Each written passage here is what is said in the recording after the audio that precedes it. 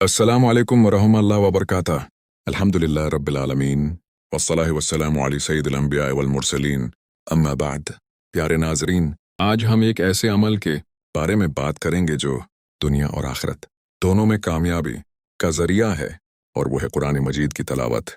कुरान पाक अल्लाह ताली की आखिरी किताब है जो हमारे प्यारे नबी हज़रत मोहम्मद पर नाजिल की गई। ये सिर्फ एक किताब नहीं बल्कि मुकम्मल ज़ाबिता हयात है। इसमें इंसान की रहनुमाई, हिदायत, रहमत और कामयाबी के तमाम उसूल मौजूद हैं। अल्लाह ताली कुरान मजीद में इरशाद फरमाते हैं, बेशक ये कुरान वो रास्ता दिखाता है जो सबसे सीधा है।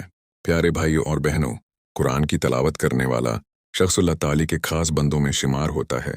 नबी करीम ने फरमाया, तुम में सबसे बेहतर वो है जो कुरान सीखे और दूसरों को सिखाए। सोचिए, अगर हम रोज़ाना सिर्फ चंद मिनट कुरान पाक की तलावत के लिए निकाल लें तो हमारी जिंदगी कितनी बदल सकती है। कुरान दिलों को सुकून देता है, गुनाहों को मिटाता है और अल्लाह ताली की रहमत को अपनी तरफ मुतवज्जा करता है। आज के दौर में हम दुनियावी मसरूफियात में इतने मशगूल हो गए हैं कि कुरान से हमारा ताल्लुक कमज़ोर पड़ता जा रहा है। लेकिन याद रखें, हकीकी कामयाबी कुरान के साथ जड़ने में है। जब हम कुरान पढ़ते हैं तो हर हर्फ पर नेकी मिलती है। नबी करीम ने फरमाया कि कुरान के एक हर्फों पर 10 नेकियां मिलती हैं, यानी अगर कोई अलम पढ़ता है तो उसे 30 नेकियां मिलती हैं। कुरान पाक क़यामत के दिन अपने पढ़ने वालों के लिए सिफारिश भी करेगा।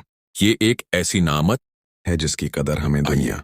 आज हम अहद करें कि रोज़ाना कम से कम चंद आयात ज़रूर पढ़ेंगे, इनका तर्जुमा समझने की कोशिश करेंगे और अपनी ज़िंदगी को कुरान के मुताबिक गुजारने की कोशिश करेंगे। अल्लाह ताली हमें कुरान पाक पढ़ने, समझने और उस पर अमल करने की तौफीक अता फरमाए। आमीन। अगर आपको ये वीडियो पसंद आई हो तो लाइक, शेयर और चैनल को सब्सक्राइब करना ना भूलें। अस्सलामु अलैकुम वरहमतुल्लाहि वबरकातुहू।